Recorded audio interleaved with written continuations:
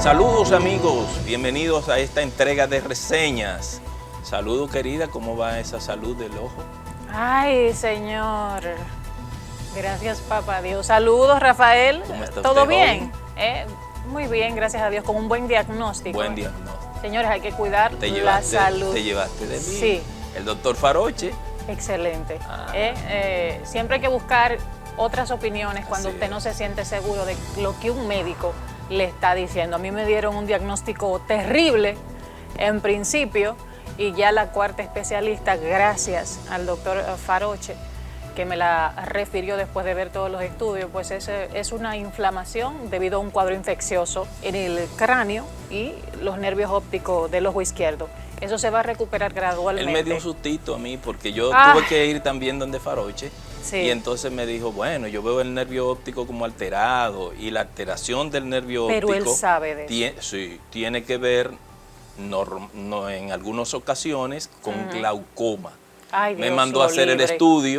me mandó a hacer el estudio, negativo glaucoma. Así es que gracias a Dios. Gracias a Dios. Señores, esta semana tenemos muchas noticias, Adelaida, muy importantes. Sí. Una noticia muy penosa, la muerte de Odalis Pérez, del lanzador de 10 años en Grandes Ligas, confusa, no se sabe si fue que se cayó de la escalera o fue que le dio un infarto bajando la escalera, eso está previo todavía. A él fallece Patricia Squasiati, también dos notas tristes esta semana. Señores, el mundo del arte y el mundo del béisbol, de las Grandes Ligas y a nivel local.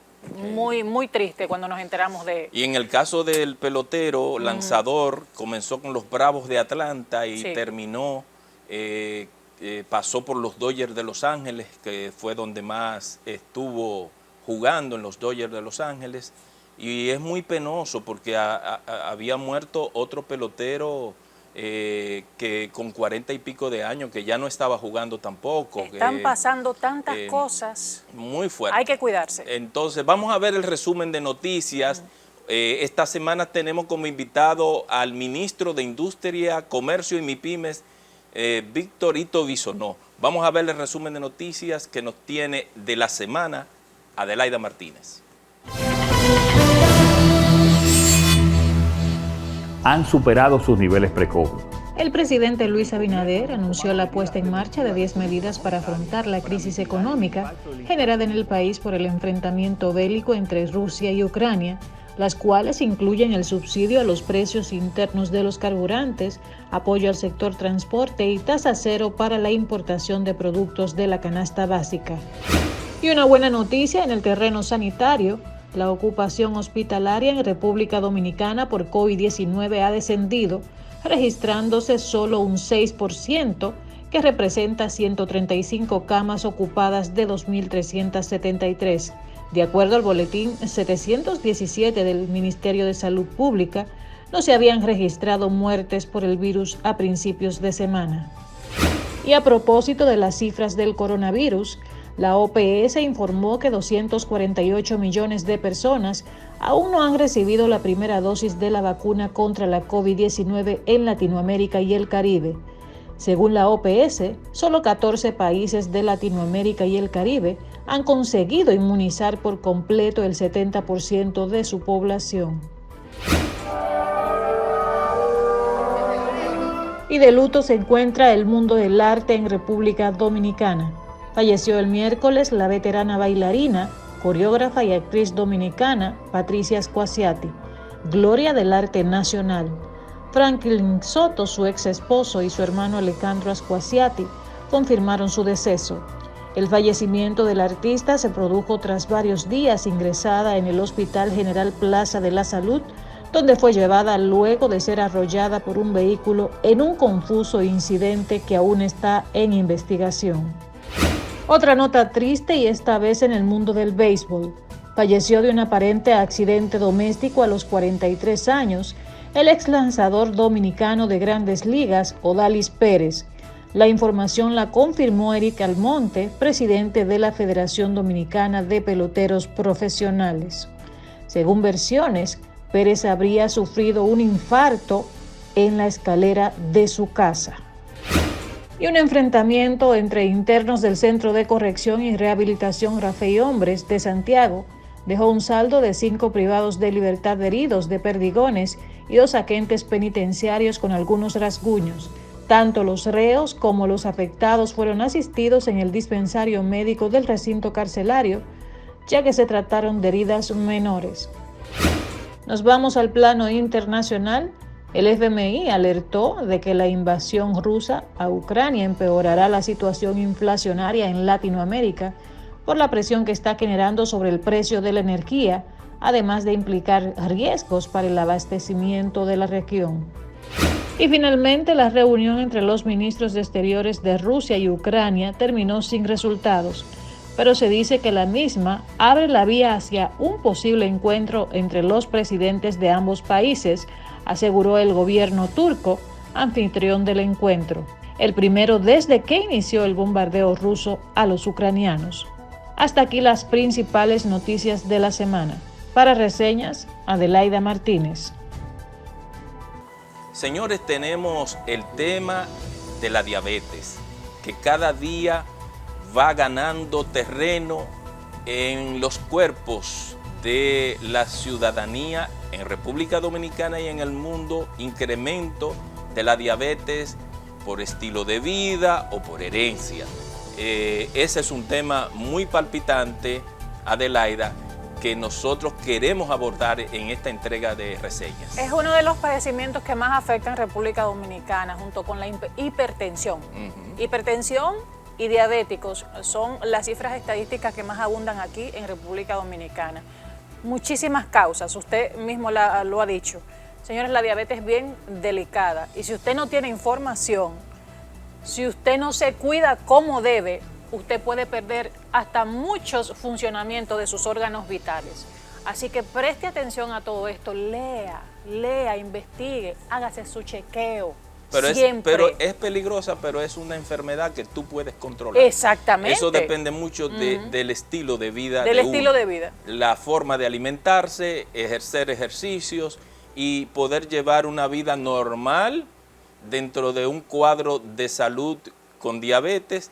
Ese reportaje lo tenemos nosotros en esta entrega de Reseñas, que lo ha hecho Claudia Fernández. Así que veamos ese reportaje.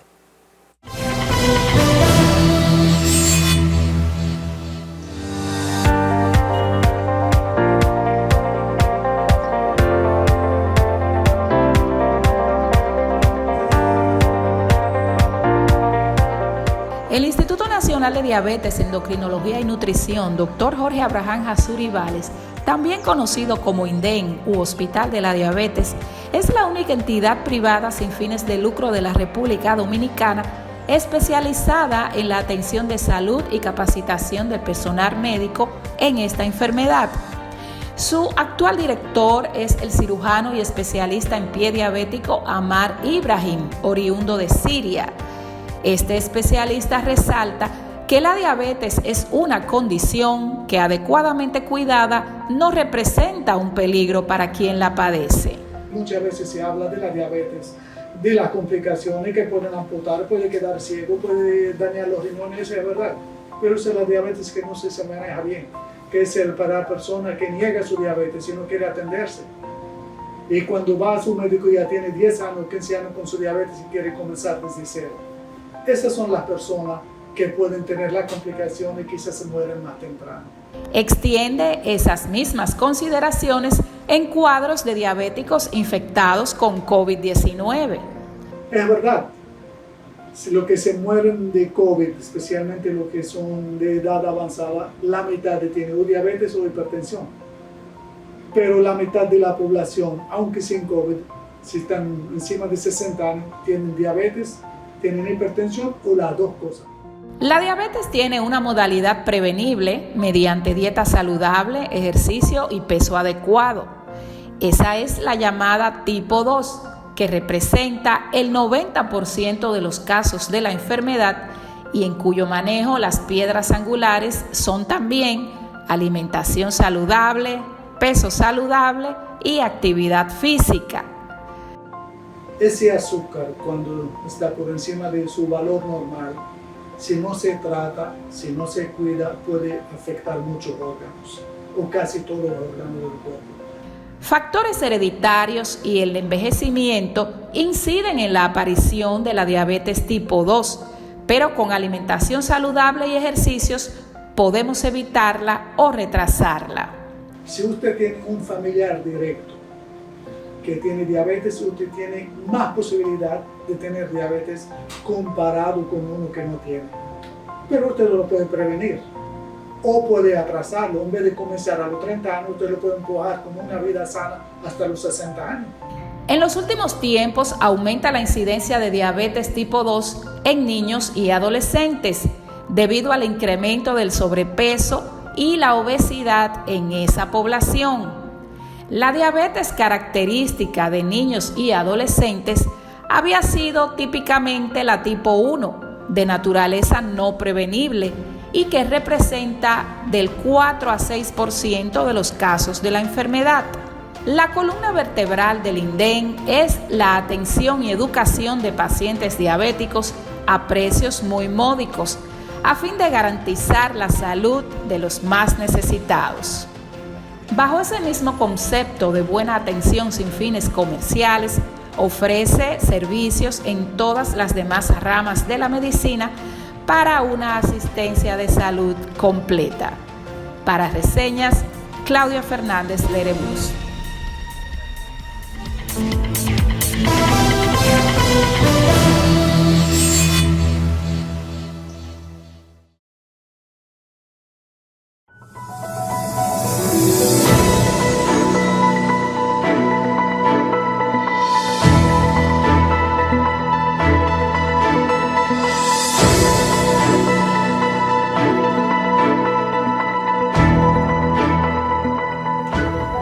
Llegamos a la entrevista central, señores. Tenemos plato fuerte hoy, Adelaida.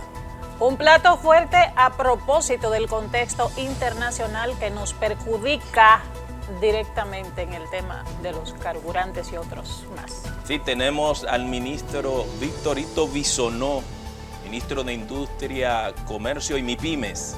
Así es que vamos a ver la hoja de vida del ministro, Adelaida, que la tiene Adelaida. Vamos a verla. Así es.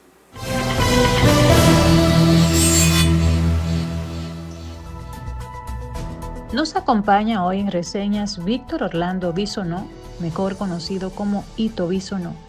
Víctor Orlando Bisonó Asa nació en el Distrito Nacional el 27 de agosto de 1963. Se graduó de licenciado en Administración de Empresas en UNIBE y también realizó una licenciatura en Ciencias Políticas en la Universidad de la Tercera Edad, UTE. Sus inicios en la política fueron en el Partido Reformista Social Cristiano, PRCC, donde formó parte de la juventud de esa organización en 1981, logrando la diputación por varios periodos consecutivos. En el ámbito público, Bisonó trabajó en la Secretaría de Obras Públicas, en el Consejo Promotor de Inversiones Extranjeras, CPI, para luego unirse a la Corporación Dominicana de Electricidad. Mientras que en el ámbito privado, es presidente de Madeconsa y del Centro de Análisis para Políticas Públicas, CAP, institución sin fines de lucro que promueve el debate de ideas. Nos acompaña hoy en Reseñas Víctor Orlando Bisonó. Bien, y tenemos, como habíamos anunciado, al ministro de Industria, Comercio y MIPYMES. Bienvenido a este programa, Ito Bisonó. ¿Cómo le Bienvenido. Conocemos, pues? Bueno, este es su espacio. Gracias, para mí un placer. Espero que esta sea una de muchas. Así es. Usted andaba por Argentina con el presidente. Cuéntenos a nosotros y a la teleaudiencia qué pasó por ahí.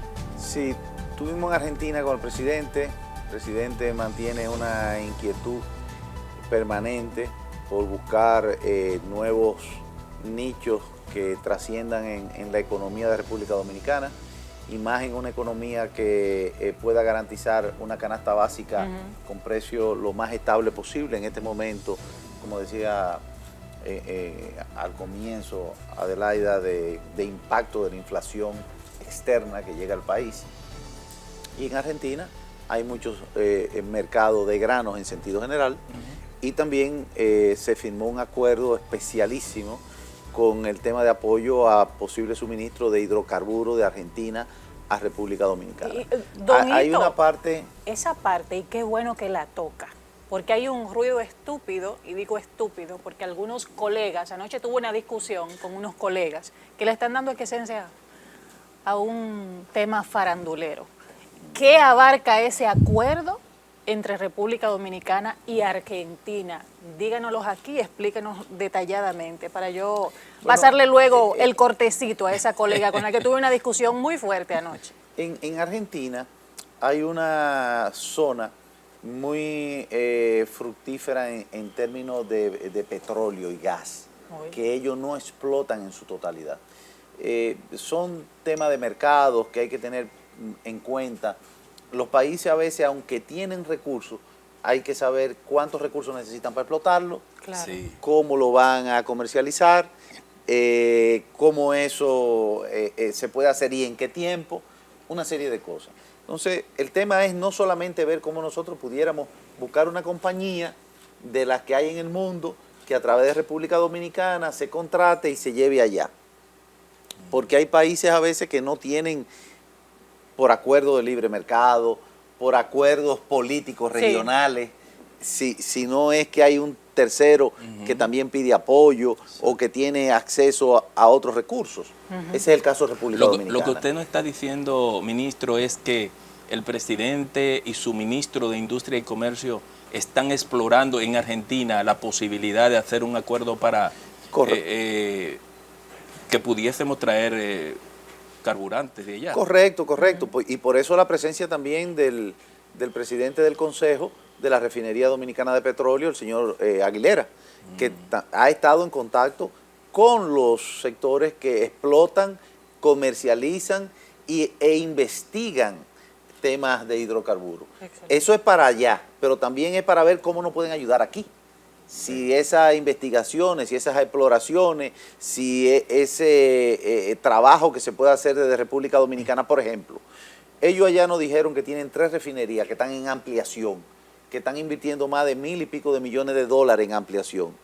Uno de los retos es ver cómo nosotros podemos hacer aquí con la refinería de aquí, que aunque está muy bien manejada en cuanto a mantenimiento, y es una refinería pequeña, Sí, va y la podemos ampliar, limitada, o baila y podemos hacer Sería un alguna cosa éxito mejor. poder ampliarla. Entonces, esas son para cosas más que reserva. comenzar a ver, comenzar a estudiar, buscando oportunidades. Pero lo otro es que en Argentina también hay muchos granos. Por ejemplo, soya, maíz, trigo, que son cosas que después de lo que ha estado sucediendo con Rusia y Ucrania, porque muchas personas dicen Rusia y Ucrania, bueno, ¿dónde queda eso? ¿Qué tan lejos es? Nosotros aquí recibimos los turistas. No, mire, no se para ahí. Nosotros el año pasado le vendimos solamente de una marca de ron 200,000 cajas de ron a Rusia. Nosotros, la parte de cosméticos, para mujer principalmente, el año pasado, por las pymes que trabajamos desde Industria y Comercio, le damos un seguimiento, creció 300%. Pues, Rafael, baba de caracol, yo no sabía que era eso. Una marca, se exporta a Rusia principalmente. Para que tú veas. A Ucrania exportamos pieles desde República Dominicana, igual que a Turquía. Eso también es una realidad. Pero venían 250,000 ucranianos y rusos a República Dominicana. Ahora veámoslo del otro lado. 56% de materia prima, pasé varilla, malla ciclónica, alambre, ¿de dónde venía? De Ucrania. Ahora se está cambiando a Brasil, Venezuela, México, Turquía. Pero no cambia de un día para otro. No. Con la logística, con otras opciones por VCI. la coyuntura. Correcto. ¿Qué teníamos nosotros en Rusia? Bueno, el mercado mundial de ¿qué? De la urea.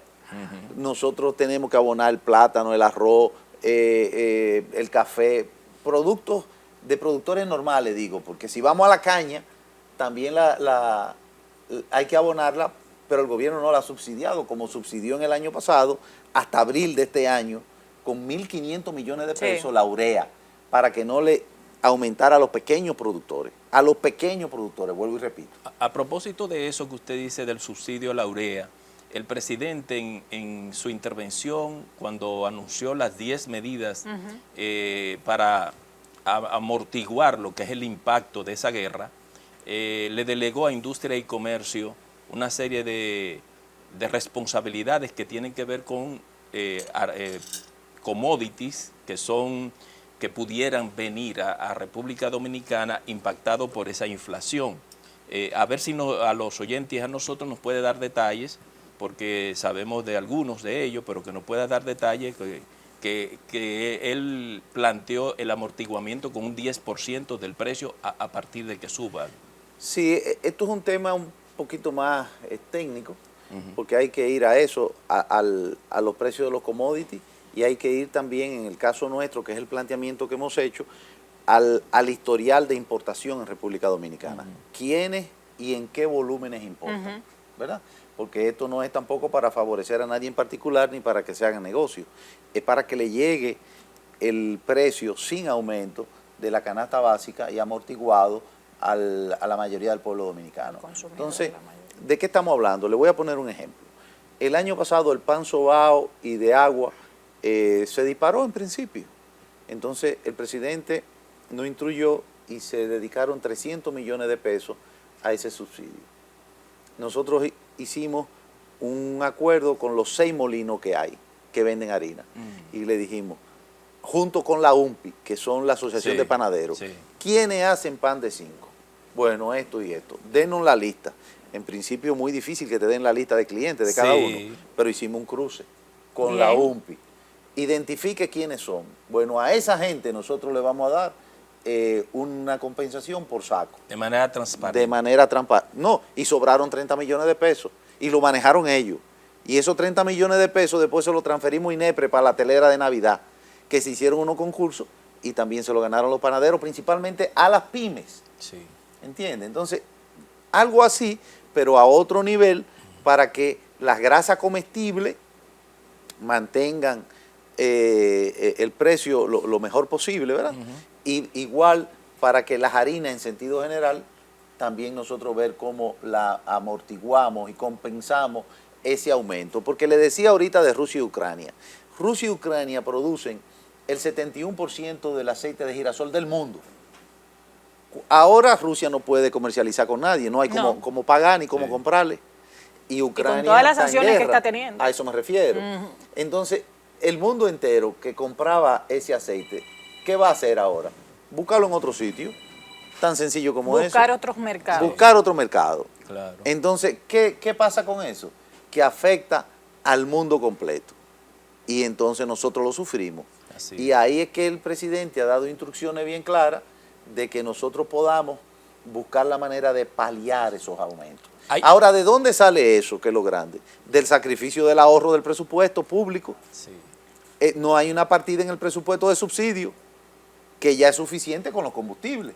Que antes eso sale de un ahorro que antes no se hacía, que antes no se podía, que antes no se quería, ministro, y que ahora se está haciendo transparentemente. Le preguntaba a propósito de eso, Rafael, a don Ito Bisonó, ministro de Industria y Comercio y MIPYMES, le preguntaba antes de empezar, de ir al aire, si esto era sostenible.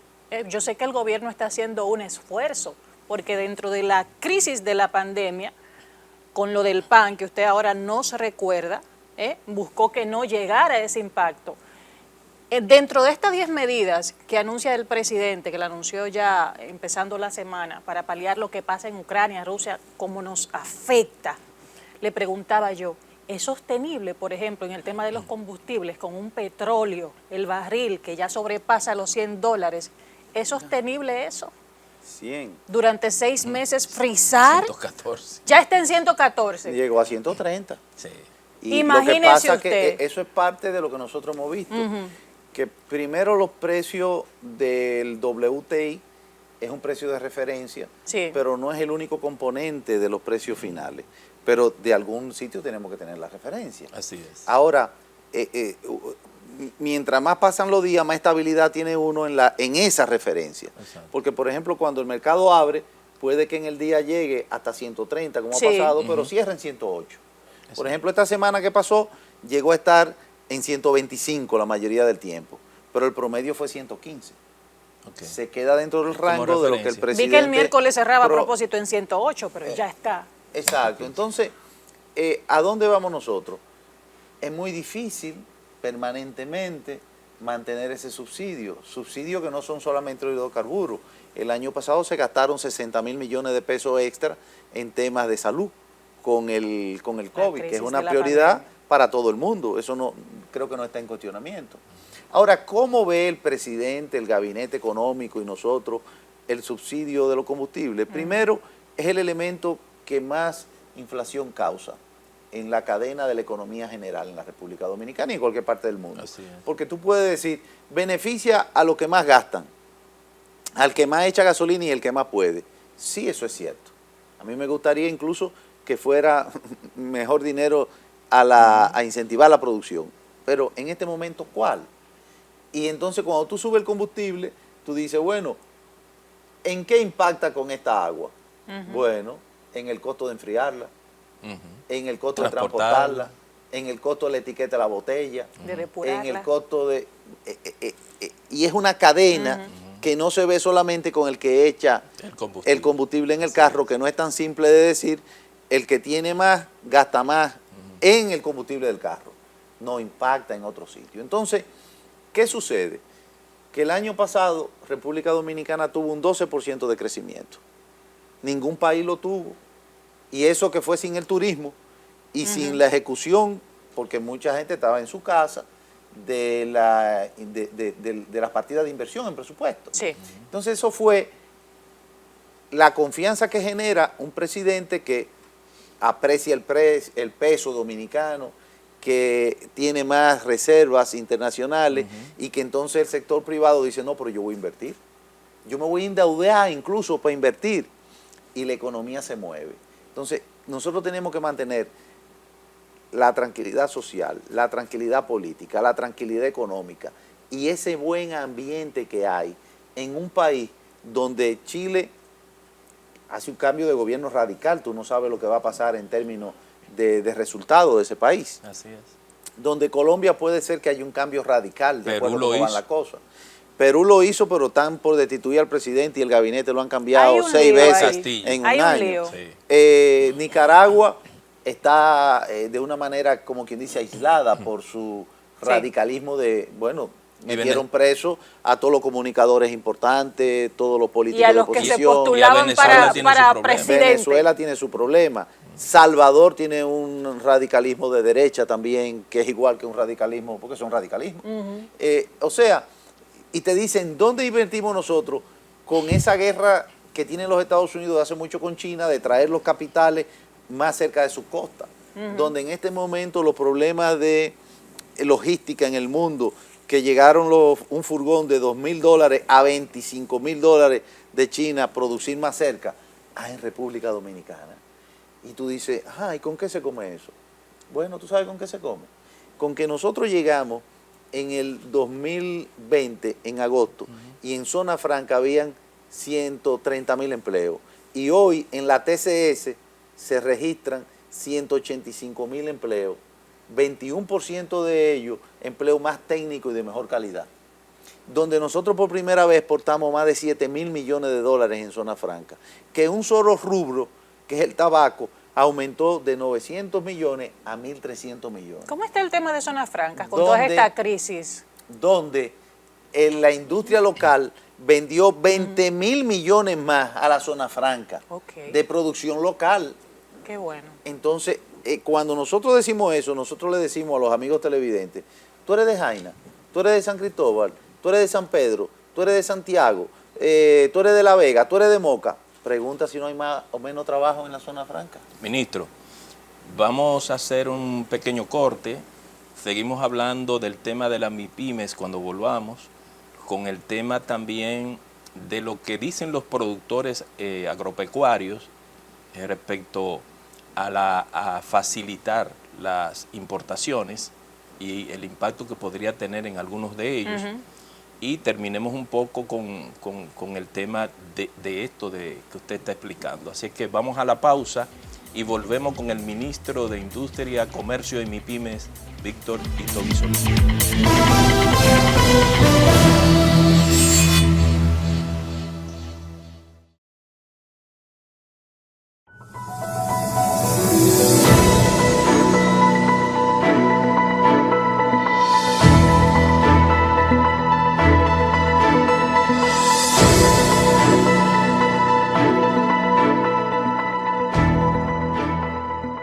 Estamos conversando con el ministro de Industria, Comercio y MIPYMES, y cuando la gente escucha ese nombre tan largo, Ministerio de Industria, Comercio y MIPYMES, asume que solo se trata de combustibles. No es así.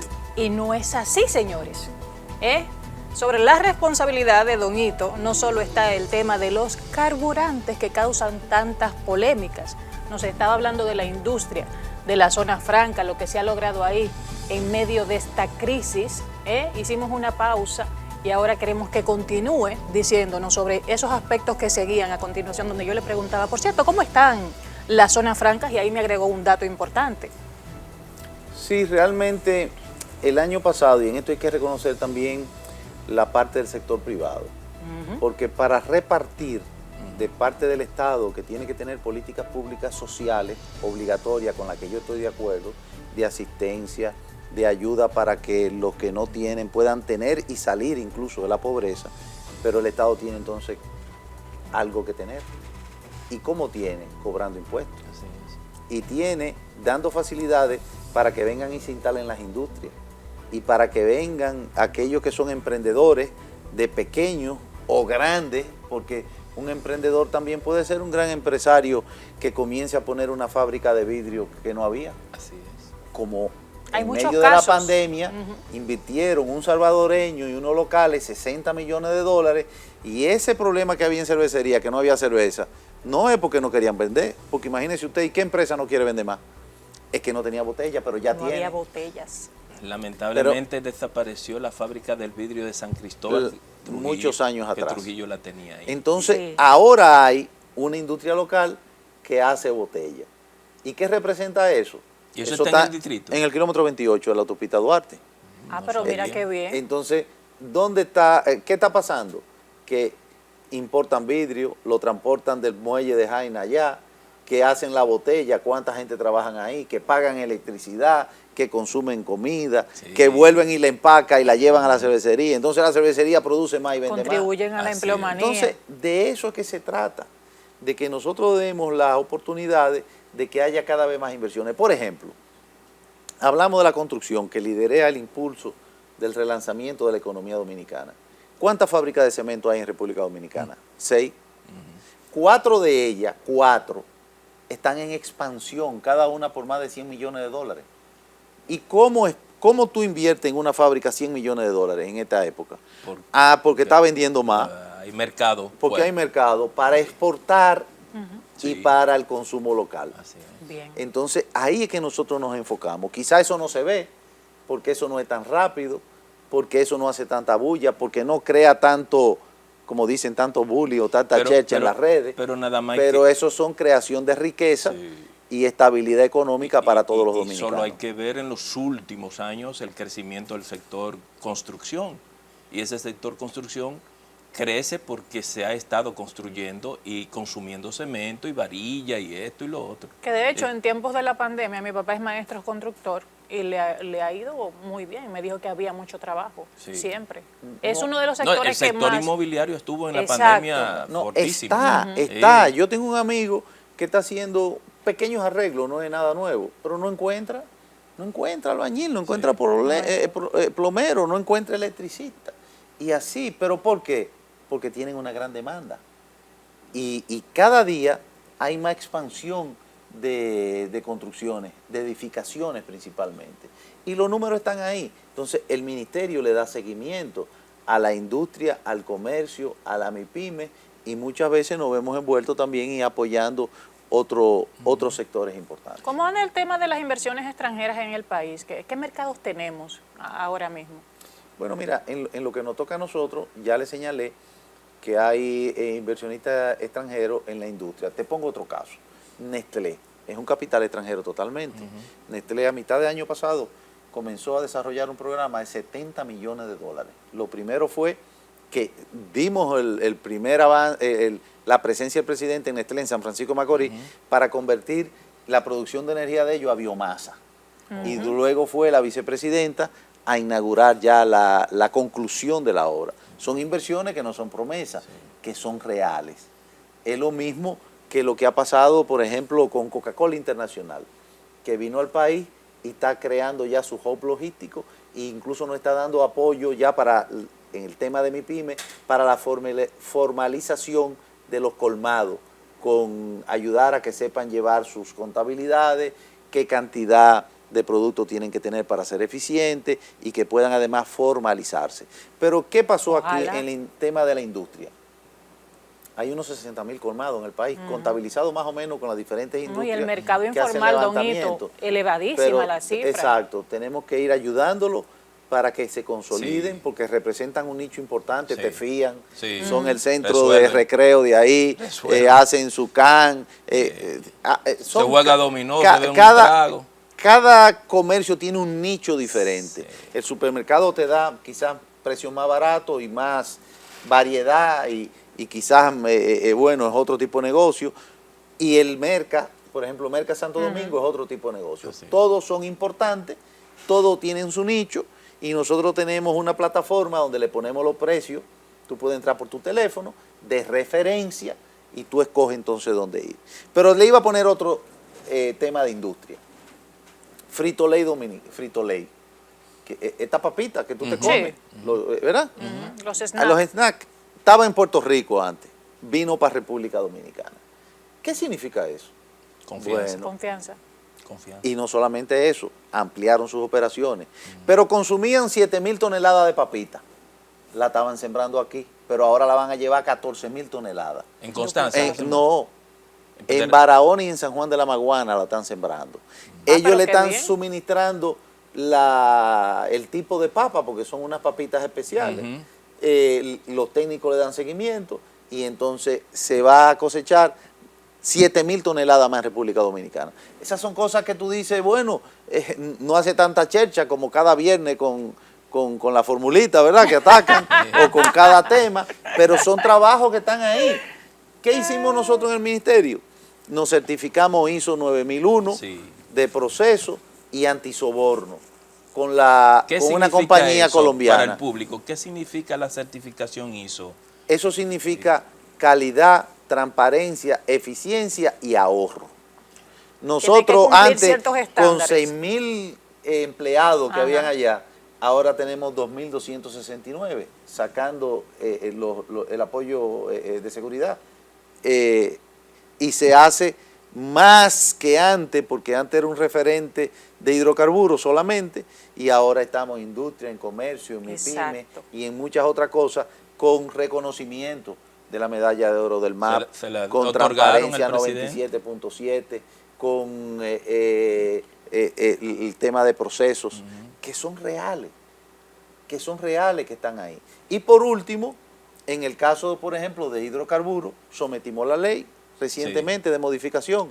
Usted puede estar de acuerdo o no con lo que nosotros llevemos, esa es la democracia. ¿Qué buscan ustedes con el sometimiento de una nueva legislación de hidrocarburos? ¿Dónde ustedes quieren dar en el punto para que eso beneficie a la mayoría? Primero, en transparencia, que la gente entienda lo que se hace, que es la misma propuesta de nosotros de siempre, cuánto se paga y el que lo paga es el ciudadano, y ese es el dinero que el Estado tiene, hay que rendir cuentas.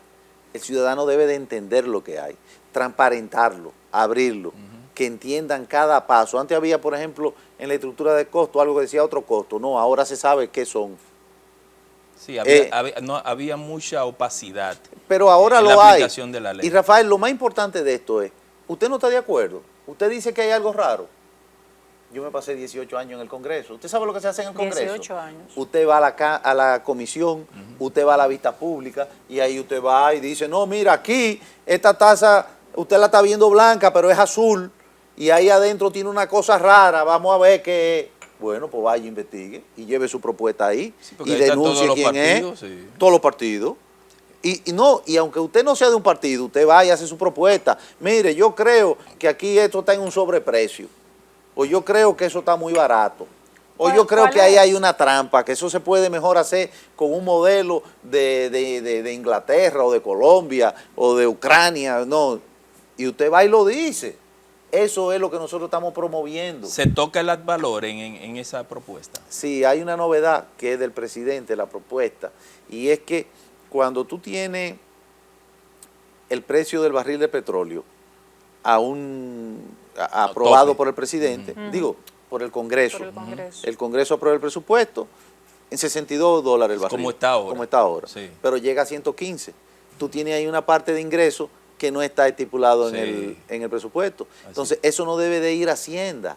Eso debe de ir a un fondo que hace 12 años estaba llamado a que se nutriera, que si lo hubieran ejecutado no tuviéramos que estar subsidiando, sino tomando de ese fondo, y ahora lo estamos poniendo por ley para que exista esa posibilidad de compensación.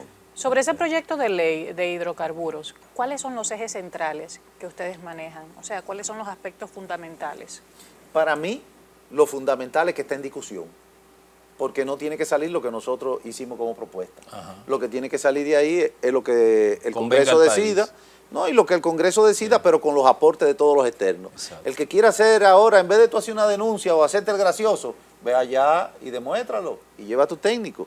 Lo otro es, hablan, por ejemplo, nosotros lo primero que hicimos fue con un aporte del BID, suspender la aprobación de cualquier tipo de estación, porque se duplicaron en menos de 10 años. No, eso creció. Entonces como tergiversaron el mercado. Creció como la terrible con eso. Y lo tergiversaron. Nosotros sencillamente lo suspendimos.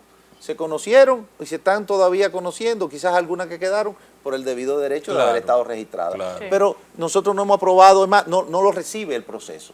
Luego, los tramos que tienen que ver con la importación, con el transporte y el detalle, ¿verdad? Tiene que ser, nosotros estamos proponiendo, por una metodología definida. Y no son muchas las instituciones internacionales.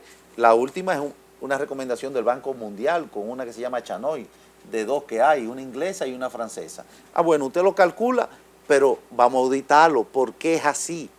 Tiene que ser una metodología definida y auditable para el tema de los márgenes. Son muchos, son pocos, vamos a discutirlo, vayan a discutirlo, porque, vuelvo y digo, son comisiones, vistas públicas. Usted no entiende algo, asesórese de un técnico para que lo entienda, pero vaya, diga dónde usted tiene duda de los procesos. Las referencias van a ser ahora procesos totalmente automatizados, donde la mano del hombre sea lo menos posible. Muy bien. Los precios van a ser cada 15 días, por lo que hablábamos en principio. En una semana quizás es muy poco. Pero nos darían un respiro, sí, ¿verdad? Cada 15 días. En algunos países lo hacen a un mes, Ojalá en otros lo hacen a una semana, en otros lo hacen a 15 días. La propuesta de nosotros es 15 días. En el Congreso la pueden variar, la pueden dejar en una semana, la pueden aprobar como nosotros lo decimos, o la pueden poner a un mes. Pero la última palabra, vuelvo y digo, lo rico que tiene esto es que el presidente, junto con el Ministerio de Industria, Comercio y Pymes, se han atrevido a que una ley que tenía 21 años, que solamente había dudas sobre ella, la hemos puesto en el Congreso, vengan, vamos a discutirla. Ministro Bisonó, gobernanza es consenso, y eso que usted estaba explicando es precisamente lo que quiere decir. Gobernanza es consenso entre todos los actores políticos. Vamos a ver los temas que tienen que ver con la declaratoria de Distrito Industrial a Jaina y también lo que reclaman los productores agropecuarios respecto a las medidas que el presidente Luis Abinader planteó para contener un poco la inflación producto de la guerra. Vamos a la pausa y volvemos.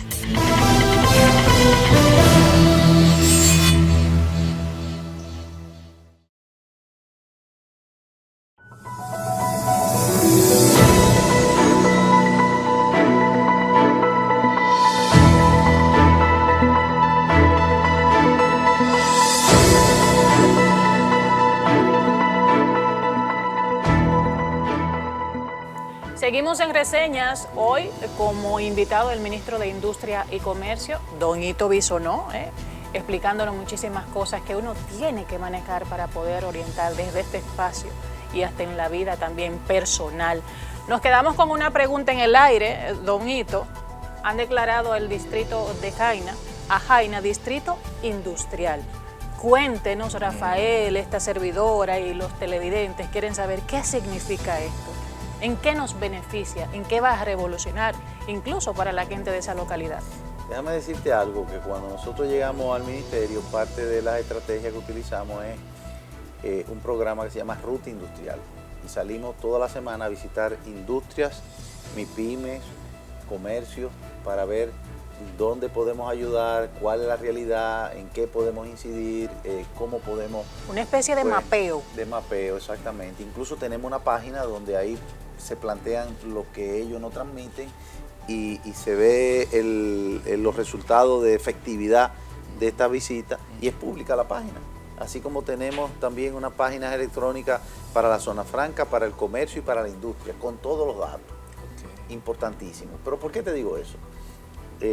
Porque en Jaina la directiva saliente de hace apenas 15 días era un matriarcado, mujeres toditas. Pero eso está muy bien. Y potente además, con un trabajo arduo.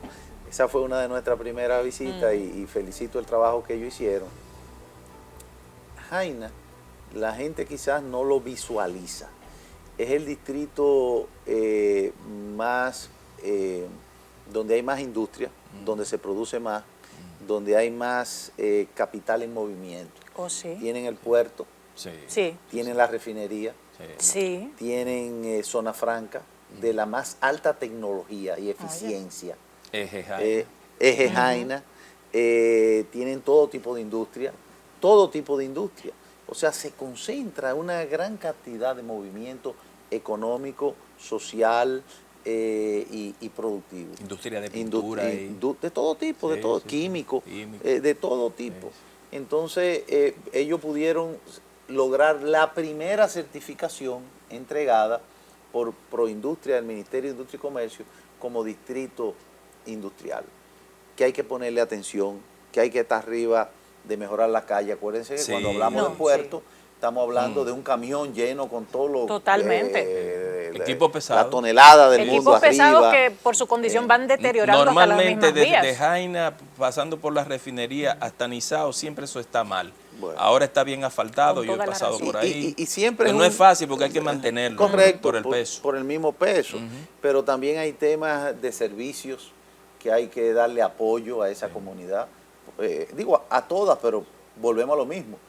Donde hay creación de riqueza, para tú poder repartir y resolver otro problema, tienes que cuidar eso. Una pregunta a propósito de ese municipio que es el más rico de la provincia de San Cristóbal. ¿Cómo hacerse para que esa riqueza se traslade o se traspase en programas de servicios para la comunidad de Jaina y el mismo San Cristóbal? Bueno, en eso en el presupuesto.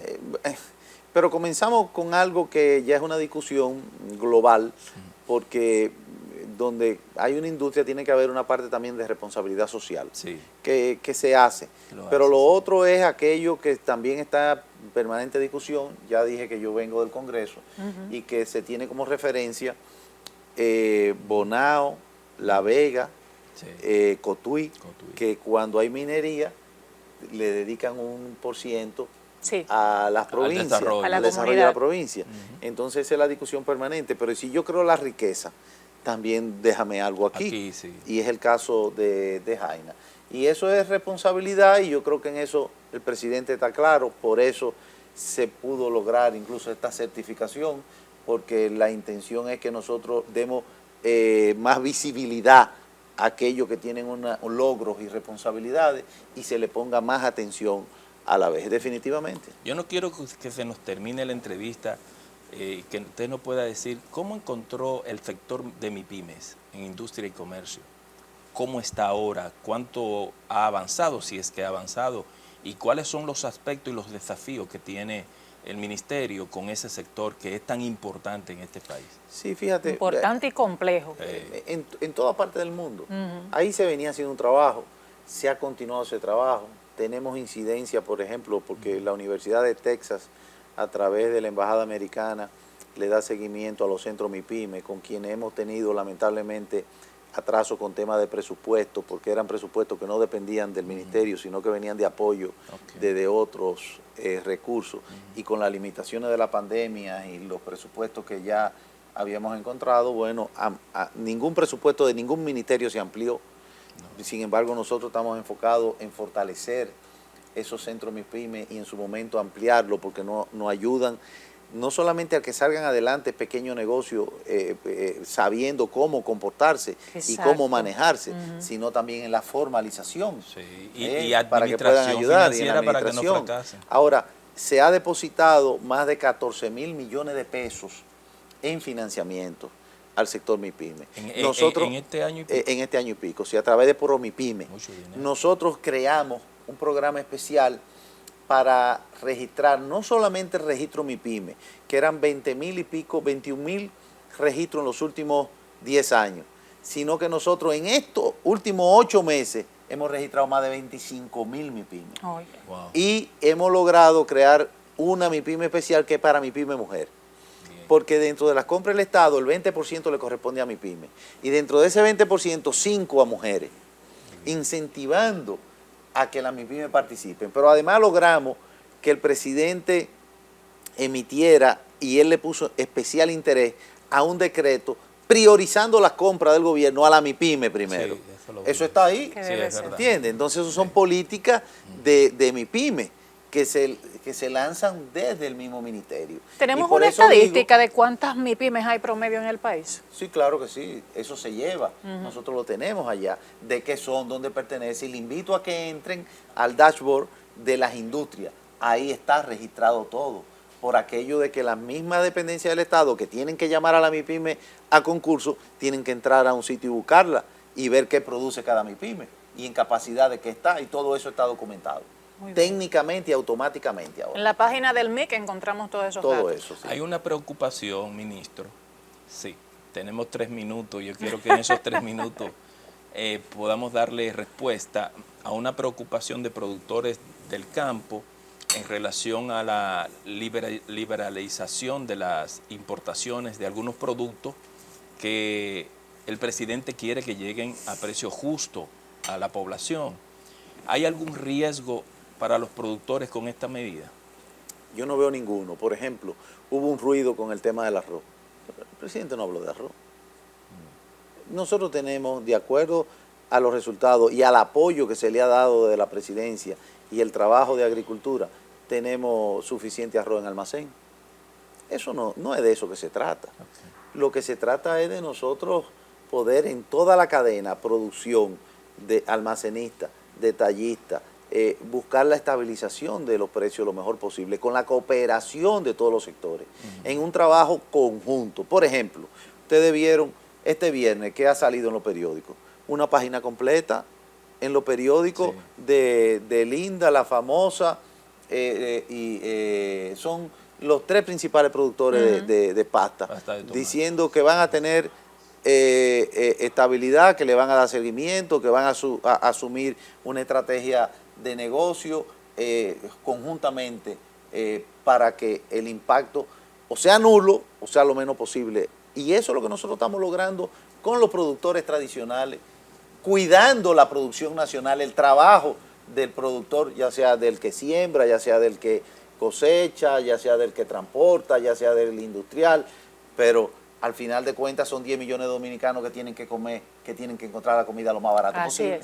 Así es. Señores, el tiempo vuela. Hemos llegado al final de reseñas por el día de hoy. Gracias al ministro de Industria, Comercio y MIPYMES, Don Hito, por haber compartido con nosotros estas importantísimas informaciones. Nos reencontramos en la próxima entrega y buen resto del fin de semana.